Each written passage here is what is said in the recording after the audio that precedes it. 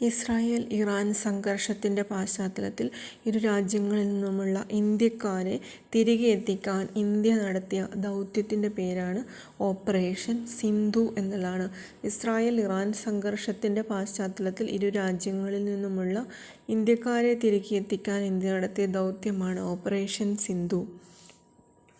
അടിയന്തരാവസ്ഥയുടെ 50ാമത് വാർഷിക ദിനമായ 2025 ജൂൺ 25 ഏത് ദിനമായാണ് കേന്ദ്ര സർക്കാർ ആചരിച്ചത്? ഭരണഘടനാ ഹത്യദിനം, കോൺസ്റ്റിറ്റ്യൂഷൻ മർഡർ ഡേ അല്ലെങ്കിൽ ഭരണഘടനാ ഹത്യദിനം എന്നാണ്.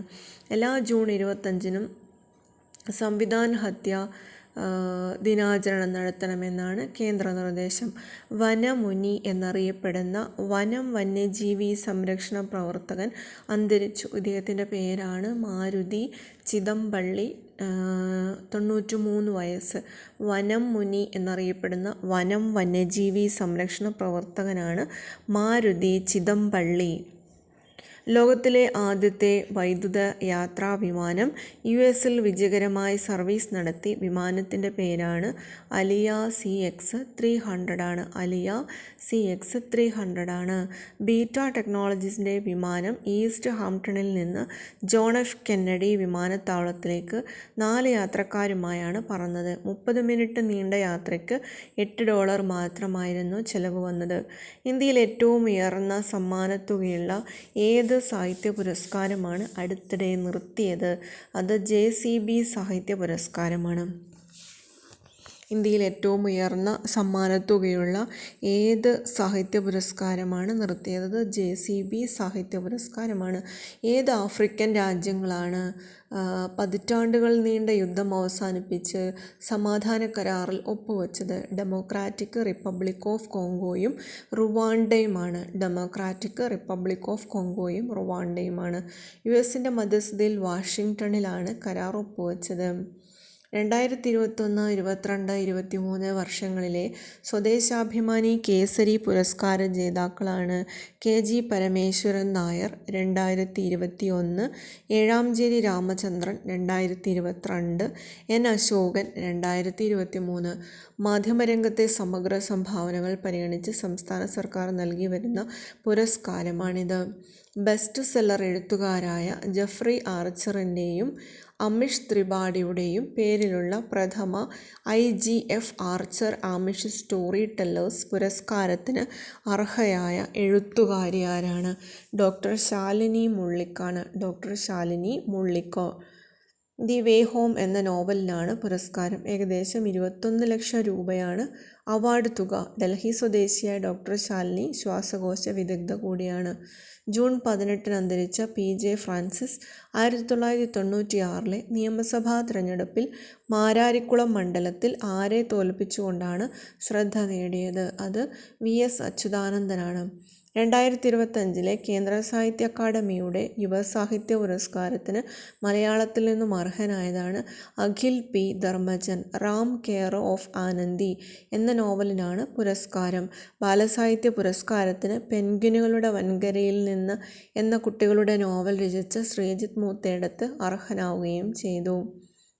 23 ഭാഷകളിൽ നിന്നുള്ള പുസ്തകങ്ങൾക്കാണ് അവാർഡുകൾ ലഭിച്ചിരുന്നത്.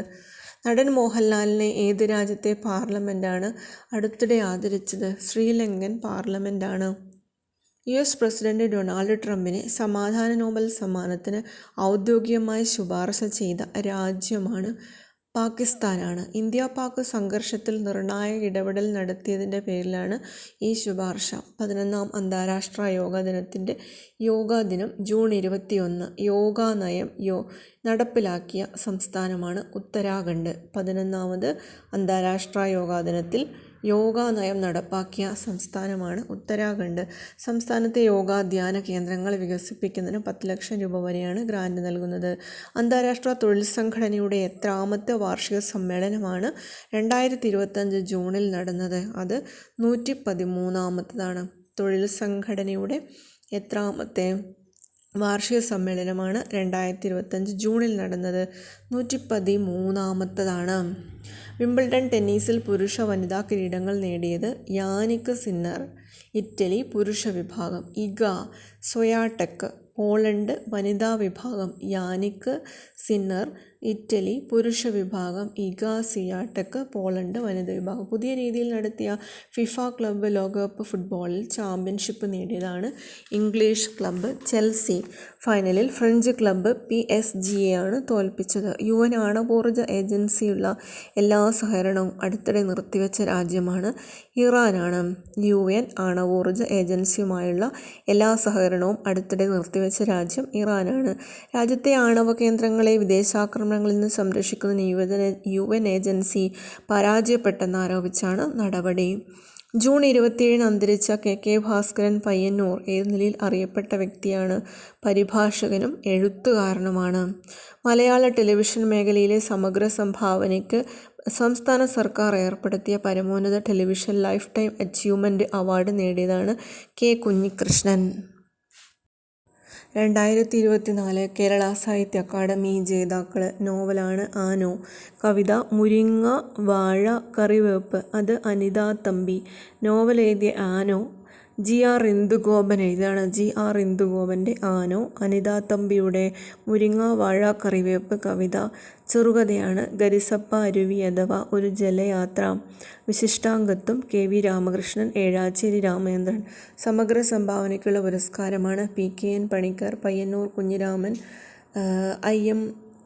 AM Narayanan, TK Gangadharan, KN Kunjahammed, Mallika Yunus.